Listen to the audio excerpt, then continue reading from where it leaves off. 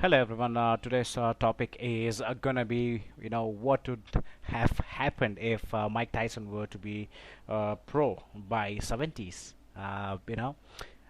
Could he have been the same, kind of boxer what he was in his reign, be it in 70s or 80s? Because I think if you look at the 70s heavyweight division, you had pretty big people who were, great boxers at the same time were pretty heavy hitters. There was, Joe Frazier, there was George Foreman, there was Muhammad Ali, there was somebody.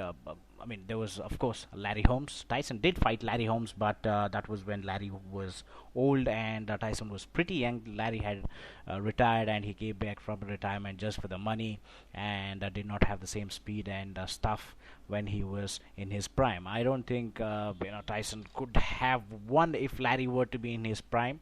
It would have been a very difficult call. Now there was somebody called as Kenny Norton. Kenny Norton was a amazing boxer. He defeated Muhammad Ali in 1973. So he was a pretty good fighter too. He did fight George Foreman and Ernie Shavers. Ernie Shavers was another person who had, his punches were from hell.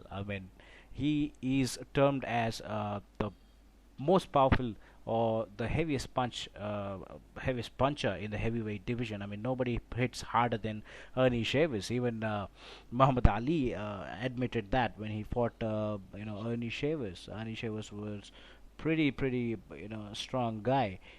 There was another person by the name of Ron Lai.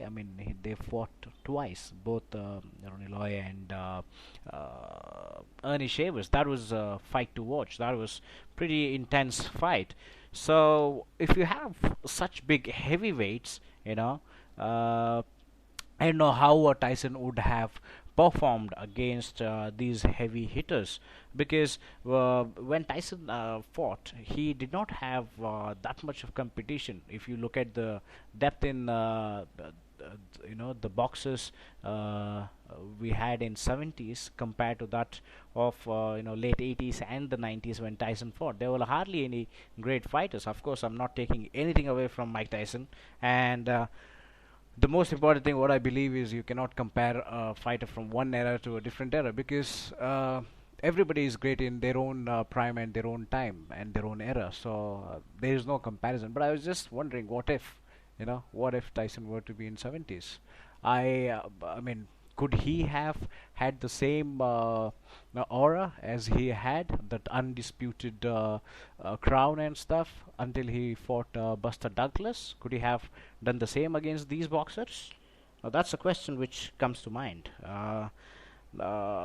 If he couldn't have done that, if he were to box in 90s, I am most certainly sure he would have been like top 3 or top 4. I would say more of number 4. He would have, of course, Ali on the top. There would be Joe Frazier. There would be George Foreman. I would put Larry Holmes on top of him because of the reach and the boxing skill and the experience. Assuming Tyson is relatively new and starting very young in 70s, right? So I see him in number 4. I see him beating Kenny Norton, of course. Kenny Norton and what do I say, Ron Loy and stuff. Ernie Shavers too, but George Foreman, that's a pretty tough call. So is with Joe Frazier, because Joe Frazier, Tyson and Joe Frazier are often compared to be equals.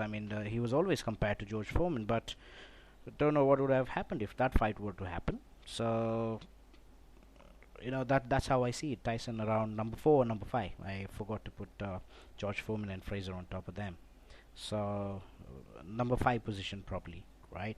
I want to know your opinion on this topic, and whom do you think would have rated top, and how do you think Tyson would have performed at that in that era? Please like my channel, subscribe to my channel, hit the like button and share the video. Thank you.